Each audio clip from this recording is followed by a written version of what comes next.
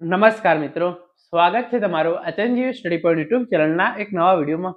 શાળા સહાયક ભરતી અંગે ખૂબ જ મોટા સમાચાર સામે આવી રહ્યા છે. એના વિશેની વાત આપણે આજના આ વિડીયોની અંદર કરવાના છીએ.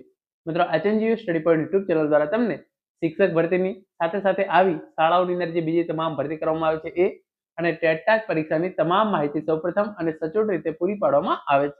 ભવિષ્યમાં પણ આવી તમામ માહિતી મેળવવા માટે ચેનલને અત્યારે સબસ્ક્રાઇબ કરી લેજો. તો તમે જોઈ શકો છો નવી શાળા સહાયક ભરતીની જાહેરાત. 3575 શાળાઓમાં શાળા સહાયક ભરતી માટે મંજૂરી. એની અંદર તમને ₹21,000 પગાર જે છે એ આપવામાં આવે છે. આખરે શાળા સહાયક ભરતી માટે પણ કાર્યવાહી જે છે એ આગળ વધી રહી છે. છેલ્લા 10 મહિના થવા આવ્યા છે શાળા સહાયક ભરતીની જે છે એ જાહેરાત થઈ, પરંતુ હજુ સુધી જે છે એ કોઈ પણ પ્રકારની કાર્યવાહી કરવામાં આવેલી નથી. તો એના માટે તમે જોઈ શકો છો સૌપ્રથમ જે ન્યૂઝ છે તમે એ જોઈ લો. ઠરાવ બાદ પૂર્વ મંત્રીને જ્ઞાન સહાયક પેટર્નનું જ્ઞાન લાગતા ફરી મંજૂરીની દરખાસ્ત. પ્રાથમિક શાળાઓ સહાયકથી વંચિત રહી 10 મહિના પહેલા થયેલ ઠરાવ કાગળ ઉપર, એટલે કે પ્રાથમિક શાળાઓની અંદર શાળા સહાયકની નવી ભરતી કરવામાં આવશે એવો ગુજરાત સરકાર દ્વારા જે છે એ ઠરાવ કરવામાં આવ્યો હતો અને એના માટેની ઓફિશિયલ જાહેરાત છે એ પણ કરવામાં આવી હતી અને જિલ્લા કક્ષાએથી તમારી જે છે એ આ ભરતી થવાની હતી. પરંતુ આ ભરતી માટે જે છે એ હાલની સ્થિતિ જોતા ચાલુ વર્ષે સ્કૂલોને સહાયક મળે તેવી કોઈ શક્યતા જણાતી નથી.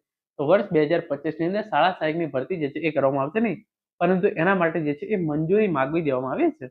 અહીંયા તમે આપણે વિગતવાર જોઈએ તો તમે જોઈ શકો છો રાજ્યની સરકારી પ્રાથમિક શાળાઓમાં શાળાના શિક્ષકો શિક્ષણના ભોગે અન્ય વહીવટી કામમાં જોતરાઈને રહે એ માટે કરાર આધારિત જ્ઞાન સહાયકની ભરતી કરવા માટે 10 મહિના પહેલા શિક્ષણ વિભાગે સત્તાવાર ઠરાવ જે છે એ પ્રસિદ્ધ કર્યો હતો, પરંતુ આજ સુધી રાજ્યની એક પણ સ્કૂલમાં સહાયકની નિયુક્તિ થઈ નથી.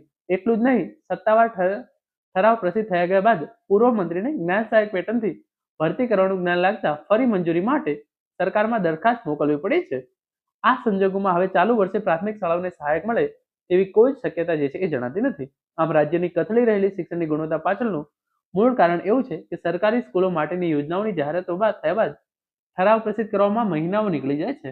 ઠરાવ પ્રસિદ્ધ થયા બાદ પણ તેની અમલવારીમાં અનેક મહિનાઓ જે છે એ નીકળી જાય છે, જેના કારણે નિયત સમયમાં વિદ્યાર્થી તેમજ સ્કૂલને તેનો જે છે એ કોઈ જ લાભ થતો નથી. રાજ્યની 300 કે તેથી વધુ સંખ્યા ધરાવતી અંદાજિત 3575 શાળાઓમાં શાળા સહાયકની નિમણૂક કરવાની હતી, પરંતુ આજ દિન સુધી એક પણ જિલ્લામાં જે છે એ નિયુક્તિ કરવામાં નથી આવી. જો કે હવે ફરી નવી ગાઈડલાઈનની નવી મંજૂરી માટે જે છે એ દરખાસ્ત મોકલાઈ હોવાનું જણાવવામાં આવે છે. તો જે પણ ઉમેદવારો શાળા સહાયક ભરતીની રાહ જોઈ રહ્યા હોય એમના માટે જે છે સમાચાર આ છે. 300 કે તેથી વધુ સંખ્યા ધરાવતી અંદાજિત 3575 શાળાઓની અંદર જે છે એ શાળા સહાયકની ભરતી કરવામાં આવનાર છે અને આજ સુધી જે છે એ 10 મહિના થઈ ગયા છતાં પણ જે છે એ કોઈ પણ પ્રકારના પગલાં લેવામાં નથી આવ્યા. પરંતુ હવે જે છે એ ફરીથી સરકારની અંદર જે છે એ દરખાસ્ત મુકાઈ છે અને શાળા સહાયક ભરતીની જે છે એ પ્રક્રિયા ટૂંક જ સમયની અંદર જે છે એ શરૂ કરવામાં આવશે. તો જે પણ ઉમેદવારો શાળા સહાયક ભરતીની રાહ જોઈ રહ્યા હોય તેઓ જે છે હવે તૈયાર થઈ જજો. વર્ષ 2026ની શરૂઆતની અંદર ગમે ત્યારે જે છે એ શાળા સહાયક ભરતીની પ્રક્રિયા જે છે એ શરૂ થઈ શકે છે. મિત્રો, આ હતો આજનો video. Thank you so much for watching.